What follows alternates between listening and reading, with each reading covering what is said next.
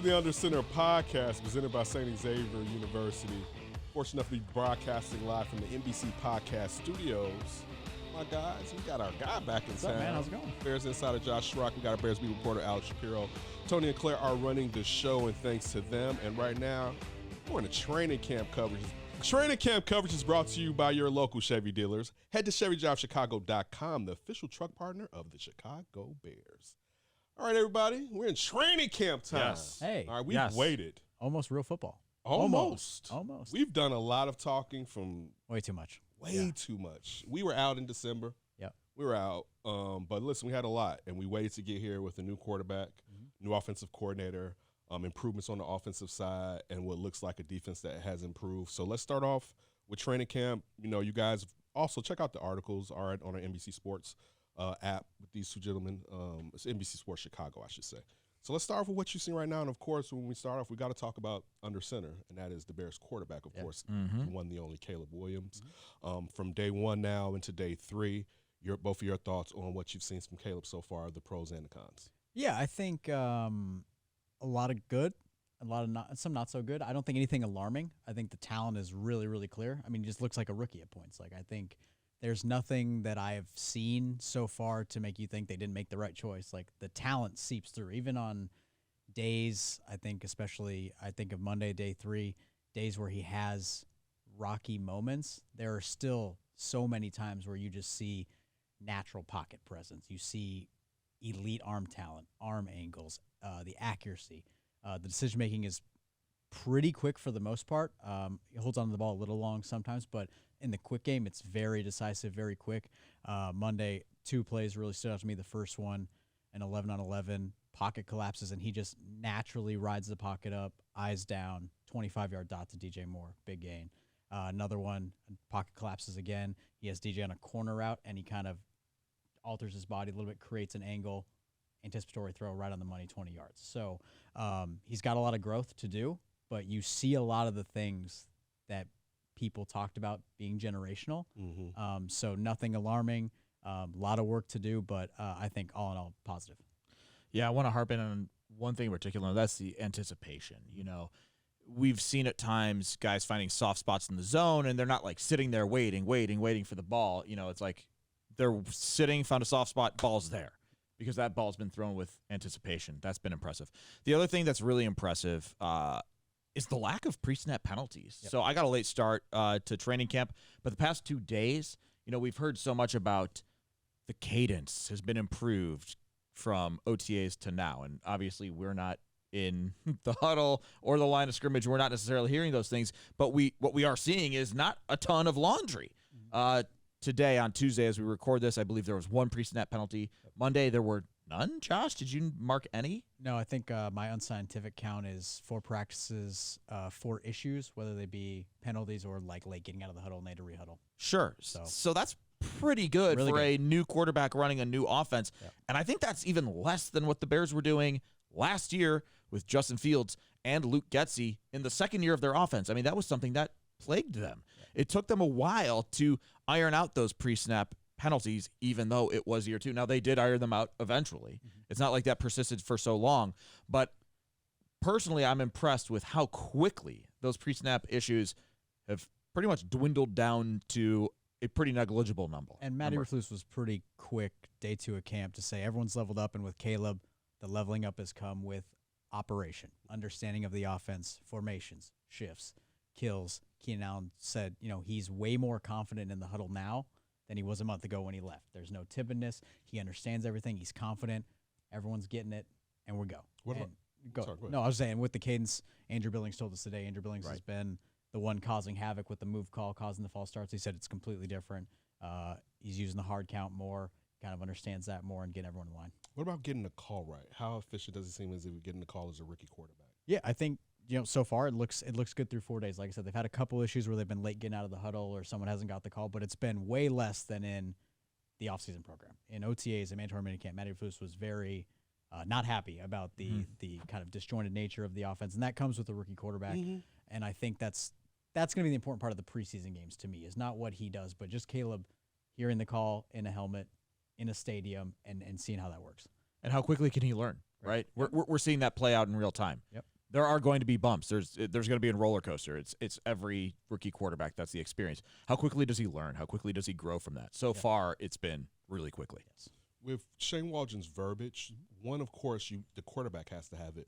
But what about the rest of these players that are learning it for the first time? Yeah, from what we've heard, some of it's the same, but a lot of them just had to dive in. Like Darnell Wright talked about, basically, he had a rookie season to learn a new offense, and now he's got a rookie season again to learn a brand new offense again.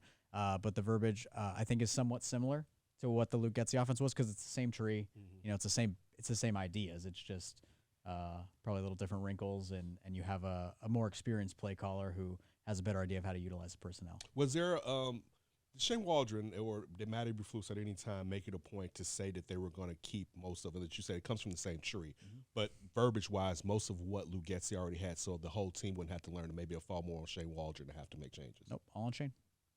Yep. Interesting. You mentioned that there have been a couple off plays with Caleb. Yeah. What were those plays, and what stood out to you about them? Yeah, a couple.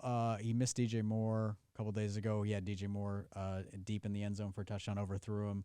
He sailed the ball to Cole Kmet on a post route, and then he threw one interception, but that was really just a really good play by Tyreek Stevenson. And it's a throw. They were in a 2-minute drill, and Caleb had to force it. Right? Okay. You have to throw the ball. You try to get in field goal range, and he tried to force it, and Tyreek just jumped it and made a really nice kind of sliding pick. There have been some out routes that are, just a little bit too far beyond the reach of the running back or whatnot, but that's to be expected at this point of the season when a quarterback is feeling out his receivers, feeling out the defense, getting an understanding for what the windows are. That's kind of, I guess, normal hiccups. If you're throwing it out to the farther side of the field and it's a few inches away, that's not a huge concern in the end of July. He's had a couple balls batted down by Gervon Dexter, but overall, like I said, there's nothing alarming, and I think the thing that stands out is just the innate feel for the position. What player has he connected to most often, does it seem like, so far in this early camp? I would say Keenan Allen. I think him and DJ have good chemistry that we saw in the OTAs and mandatory minicamp, but as far as training camp, he's hooked up with Keenan Allen quite a bit. Keenan had a vet day on Tuesday, but the first 3 days it was a lot of Keenan Allen. Does it help that Keenan Allen kind of already knows somewhat part of this offense as being a vet that he is? I've read that a couple of times that him and Caleb got together. He didn't know it, but being a vet, you kind of get what they want out of it. Yeah. They stayed in the same hotel during the off-season program and played Monopoly, whatever the Monopoly card game's called, Monopoly Draw or something, and played cards, and then did kind of flashcard tests with each other. They call out a play, have one of them draw it, flip around. So I think having a veteran tactician like Keenan Allen, someone who's really not only really good at what he does, but really smart, has really helped Caleb kind of grow. Yeah, absolutely. The other guy I'll throw out there is Roma Dunze, especially when Keenan Allen had that vet day on Tuesday. Rome seemed to be the dude who was maybe picking up those extra targets. He was, whether it was situational drills, 7-on-7s, 11-on-11s, pretty much no matter what the period was, it seemed like 15 was getting the ball at least once. What formation have they been in the most often? That's a good question. A lot of 11, because Gerald Everett missed the first couple days, so they didn't do a lot of two tight end the first couple days. But now that he's back, basically you're giving away from Marcedes Lewis in there probably. Right, and he's had 2 vet days out of 4. He's Big Dog's not practicing a lot. Big Dog. He shouldn't. He's the ultimate veteran. He's a veteran. Big Dog's a vet. So a lot of 11 personnel, and I think they're going to start working in the 2 tight ends now that Everett's back. And they have done 5 wide with running backs. That's something we've seen quite a bit, is splitting the running backs out wide.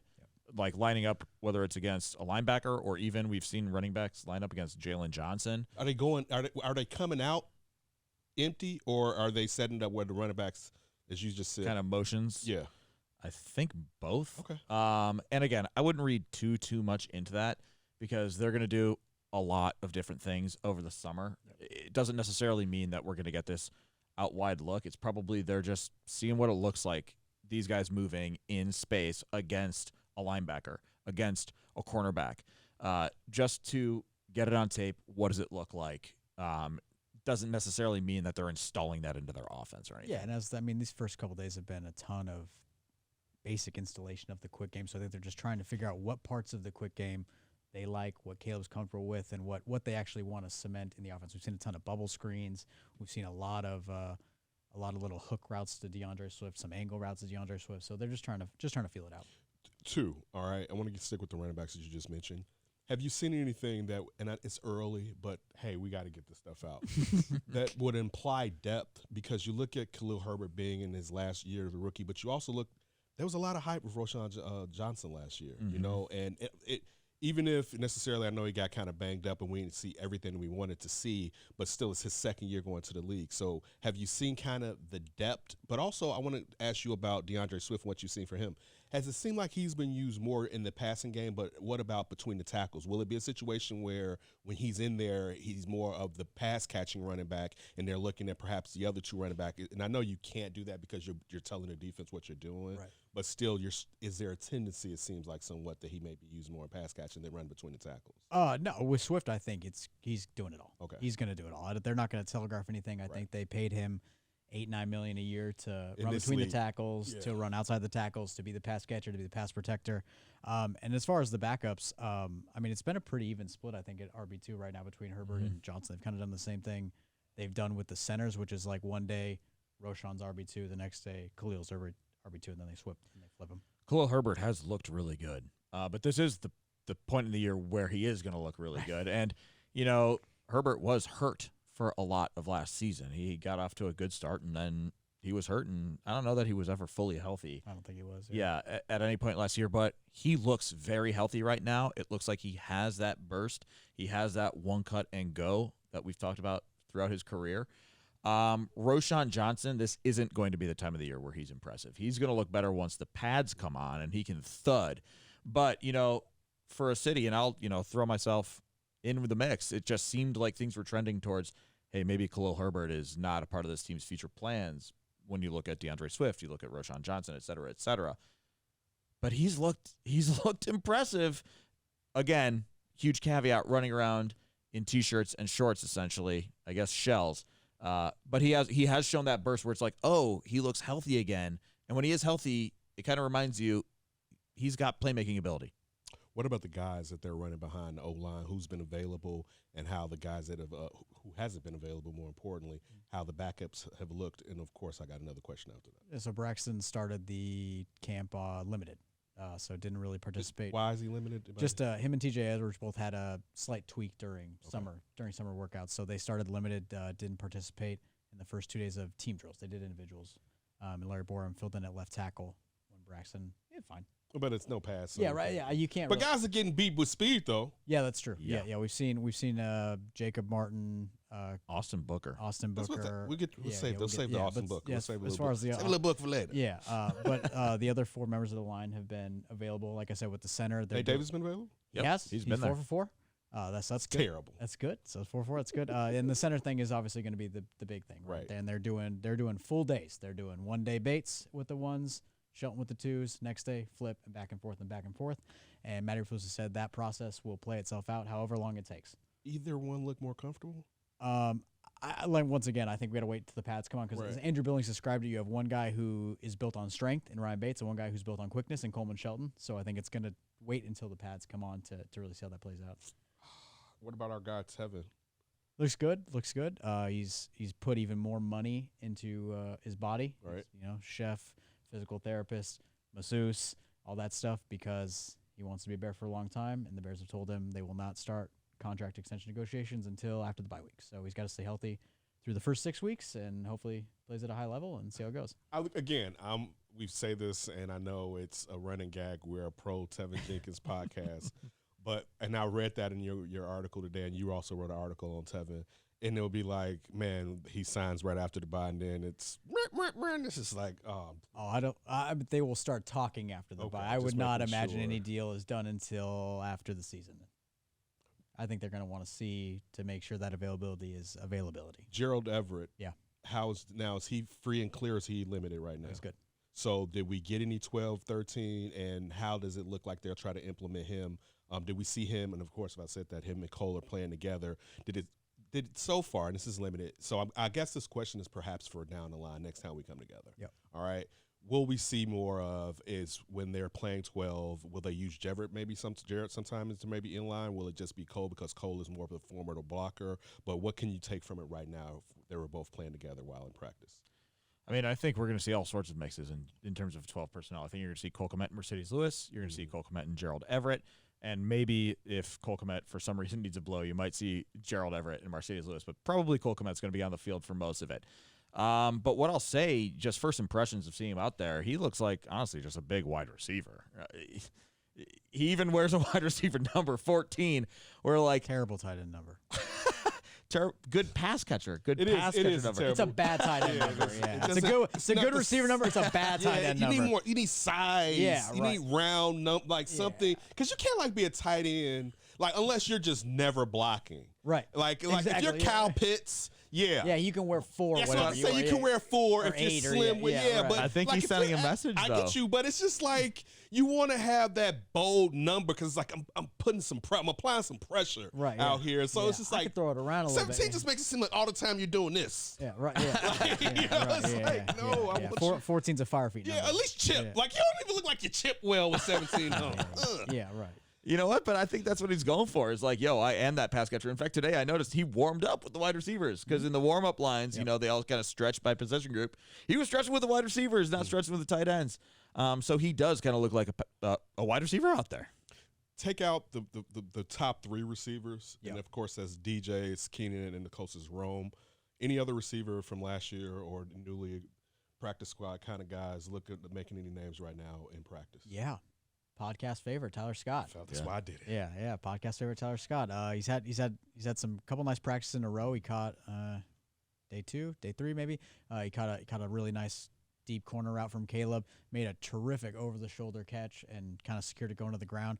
And then today had a 40-yard connection. Tyree Stevenson probably fell down, but Tyler was wide open and stumbled a little bit, but held his feet and held on to the ball. So he no drops. I haven't seen Tyler drop any balls, which is good. Yeah. Route running looks really good, and I think he's figuring out. Shane Waldron said he's really figured out how to use his speed to press into the defense and create that separation and threaten. So I think he looks really good. Looks way more comfortable than he did at this point last season. Last season we were like, ooh, is this going to take a while? Yes. Because the routes weren't so sharp. Yep. There were tons of drops. I mean, he totally looks like a new man.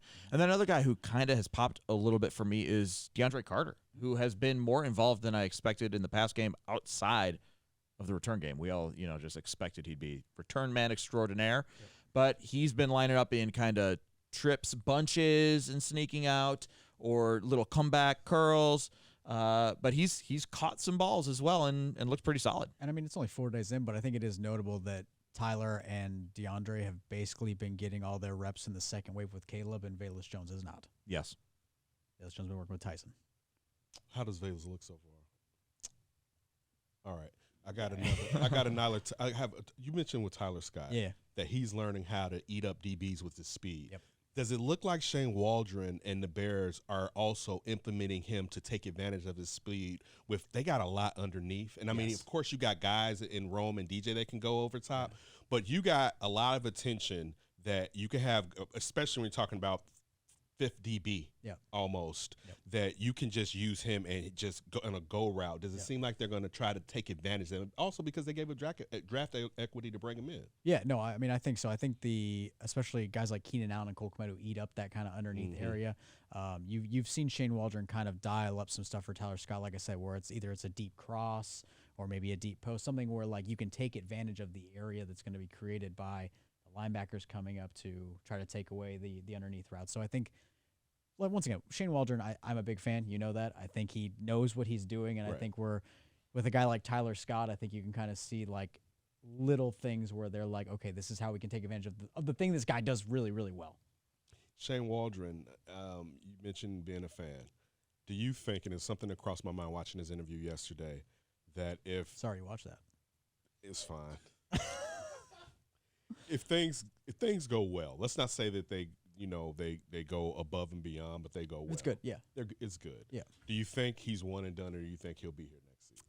If it's only good, I think he'll be here next season. Put it like this: how well will they have to play for him to be a one and done in your opinion? That's a really good question. That's a really good question. Top 5? Yeah, I mean, if they have a top 5, top 7 defense or offense, top 5, top 7 offense, I think he'll probably be gone because everyone's looking for that next guy, offensive star. And if he proves that he can do this and develop a guy in Caleb Williams, I think he's going to be a hot take. I mean, and is he designing creative things that are clearly helping Caleb Williams? Right. Exactly. Right. Is it clear that the scheme, the system, is helping Caleb Williams succeed? Is Caleb Williams succeeding because he's just clearly so talented and he's just throwing dots all over the field from the pocket? Or is he succeeding because there's these layered concepts with levels and they're flooding to one side and moving him outside the pocket so that, he can throw on the run? How is Shane Waldron setting things up to play to Caleb Williams' strengths to make things easier upon him? Is the play calling improved? Does it make sense? Does it look like, hey, we put this in because it's going to set up the next thing instead of just like calling plays off of a sheet? Are we building things? Yeah. Exactly. Right. Yeah. If you're seeing those things and it's clear that, Shane Waldron is definitely a part of the success here, then it makes him a much, much more interesting candidate for a head coaching job. Sticking with Caleb real quick before we switch over, probably one more offensive question. You wrote an article on our website about DeMarcus Walker talking about Caleb.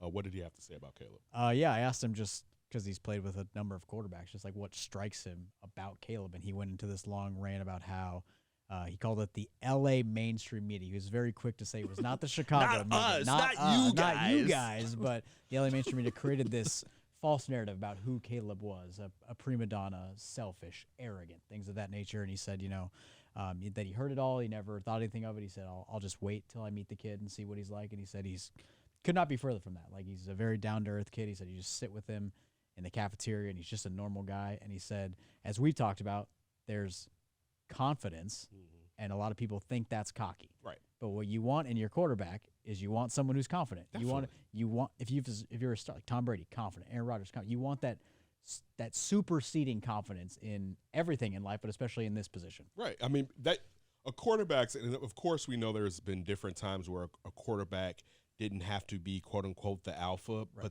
a lot of times it's far and few between as far as the super successful quarterbacks. Right.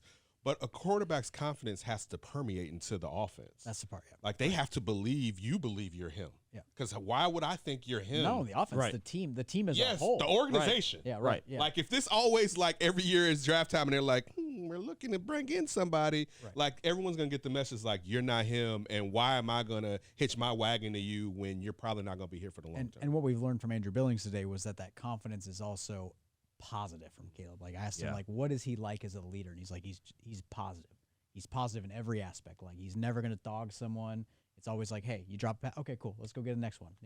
It's very, very positive. So it's very confident, but it's very positive. Anything offensively before we switch to defense real quick before we get out of here? No.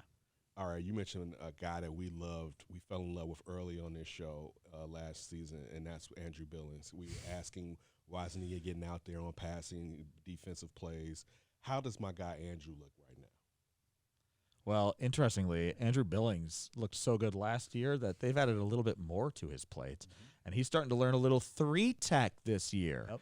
So we might get a little positional versatility. They're like, hey, you done to the pocket pretty good from nose tackle. Yeah. How about if you just pin your ears back and attack one gap and blow up a guard? It's going to be a 3-man rotation, all three playing 3-tech and nose tech. And it's interesting because this whole time we've thought, so that's Pickens, Gervon Dexter included. All right, yeah. Correct. What are they going to do behind Gervon Dexter if Pickens doesn't come along? Byron Cowart. What are you getting from Byron Cowart? Who, right, exactly. Who's going to be that guy? Unsubscribe. But we've had that question. Who's going to be that guy behind Gervon Dexter and potentially Zach Pickens? Yeah. Well, Andrew Billings might get some of that tick at 3-tech. To dent the pocket, and obviously, I mean, he was one of the biggest surprises on the team last season. Yeah. So why not see what he can do? Which is interesting. I'm interested to ask Flus about that. Whose idea that was? If that was an Eric Washington kind of defensive line guru wrinkle, or Flus just looked at the roster and was like, "We got to do a little bit more." I mean, but look, you can have different type of bodies at that position. Of course, yeah, totally. It's really speed can get you back there, But if you can just If you force that one guy yeah. ass back into that quarterback's lap, Yeah, right. and Just, we saw I'm that was stronger than you. I'm bigger and stronger That's than what you. we saw last year, where it was like, wait, you guys said he was just a run defender, but this guy's collapsing the pocket. Yes. Yeah. Like, so what? Take advantage of the fact, particularly when you don't have a pass rush, Right. that you have someone from the interior, quickest way, direct line, that you have someone right there that can pressure him. So, yeah, I do like that, but then it gets to Gervon Dexter, and you mentioned him batting down some of the passes from Caleb. Yep. How has Gervon Dexter look? Because I think that defensive pressure is predicated on him flashing often this year. He can have dud games, but it has to be more as, oh, yeah, he really took a step. I mean, yeah, he cannot have the 8-game stretch where he was invisible. No, like he it did can't. last year. It Right. won't work. Yeah, You're it won't. blitzing a lot. Yeah, you're blitzing a lot. Yeah, no, he's looked. I mean, he reshaped his body. He did the defensive end conditioning test, not the DTs. He said he was at the front of the line there. He's so big you can. Right, yeah, exactly. Yeah. Long strides, yeah. Yeah. But he's put a lot into his nutrition, his conditioning. He looks a lot leaner. He talked today. I sat down with him a couple days ago, and I think the big thing that he talked about with me was we started talking about Caleb, and he said, you know, if I was as confident last year as Caleb is, I would have been a lot better, and I'm that confident this year because I feel a lot better in my role. I know the defense, and I've been preparing for this, and I'm ready for this. So I think the confidence of just understanding, you know, we're not doing the read and react, the square step. We're not in between that, right? Last year was a lot about learning, like, let's forget what Florida did, Right. and you got to do this. And he said he told me, you know, last year there were times where I would just fall back into reading and reacting, and all of a sudden I'm on my back heels, and it's over. Right. So he feels like that's not going to be an issue this year. So I think he looks good, but once again, Pats come on Friday, Saturday. And he is noticeably leaner. Yeah. I mean, you take one look at him, you're like, oh, that's a different guy. That's Yes. a different player. Yeah. So when you're saying that he did the DE instead of D tackle conditioning, Yeah. that's just the conditioning as far as, you know, the cardio and everything. That has nothing to do with the training, though, does it? No. So he said he did marathon training Okay. where he did run hills, track work, and then strongman workouts to increase strength. Because the reason why, and again, this is from a naive aspect, I'm thinking about, you're asking defensive end that sometimes you could be playing a wide 9, and there's a lot more space that you have to make up compared to asking someone that's going to be primarily 3 technique, and I need you to collapse and get uphill. So with Gervon, what he told me, and I think he alluded to today too, is the reason he wanted to train this way and do that test is because he wants to be effective every down. He wants to have that win. He said last year there was a game when they played the Cardinals.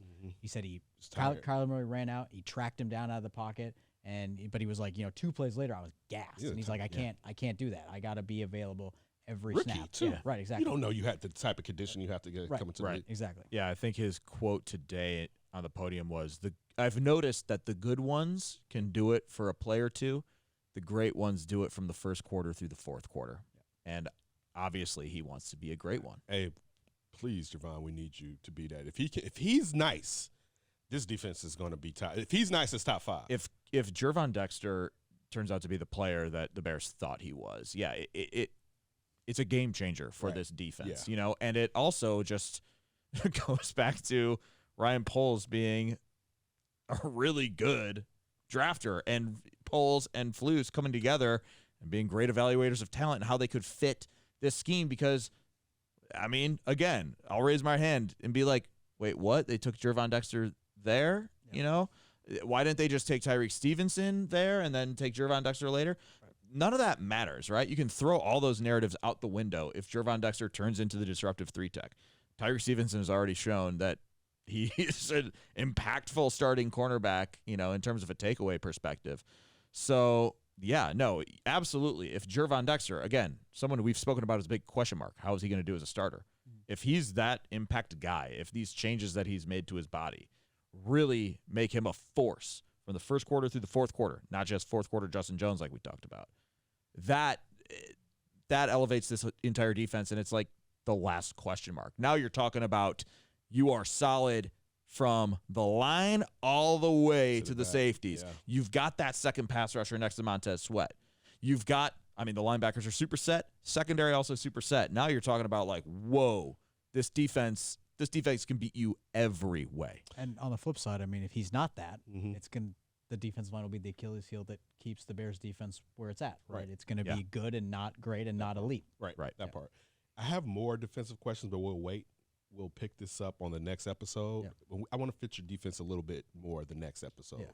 So we'll just wait. I want to thank you guys for making it here from Hallis Hall. Appreciate Claire and Tony for being here, everybody. Make sure, of course, you always tune in 5:30 p.m. on NBC Sports Chicago. Got something to tell you next week. Probably last time you see us, 5:30 p.m. on NBC Sports Chicago. But you can always check us out on YouTube, and you can also get the video and the audio there, and also wherever you get your podcast from. We always appreciate you tuning in. Congrats, you finished the video. If you want to build on that success, download the NBC Sports Chicago app. It's got highlights, exclusive insights, and push alerts tailored to you. Everything you need to be a real Chicago sports fan. Download it now.